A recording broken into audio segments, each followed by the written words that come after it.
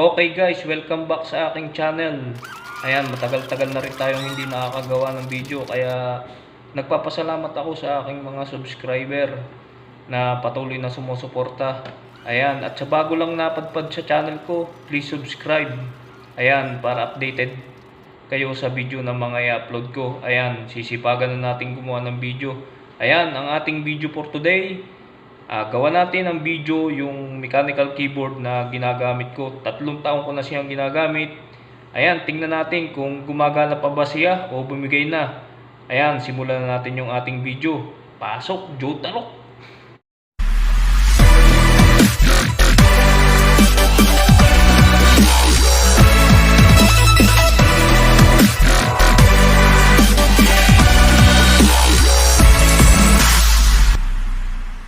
Ayan mga idol, yung mechanical keyboard na ginagamit ko. Ayan, Windows Apple compatible at modular TKL mechanical keyboard. Siya ay ergonomic design. Meron siyang anti-ghosting at sa color niya over 60 million colors. At sa keycaps, ABS double shot injection. Ayan. Kaya hindi siya basta-basta mabubura yung mga mga letters. Ayan, 87 key standard, 50 million quick light span yung kanyang key switch, at USB ang kanyang port. Yung cable niya type C braided cable, at fully modular din yung ating keyboard, dedicated volume brightness control. Ayan ang mga featured ng ating keyboard na ginagamit. Ayan, tingnan natin kung okay ba, kung sulit ba yung ating keyboard sa 3 taon na ating paggamit. Ayan mga idol, at yan ang ating keyboard na ginagamit natin. At ang masasabi ko mga idol, sulit na sulit yung ating paggamit sa loob ng 3 taon. Wala akong naging problema. Ayan, lahat ng pailaw gumagana pa rin, lahat ng key, lahat gumagana pa rin, as in parang bago. Ayan, fully functional pa rin sa performance. Ayan, napakaganda ng keyboard na ito.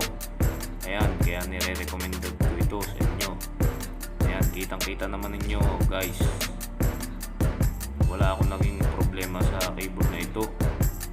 Hindi pa ako nakapagpapalit ng keycaps. Lahat gumagana pa. Fully functional, lahat ng key. Ayan, at yung mga letters naman di yan mabubura kasi double injection yan yung ating keycaps.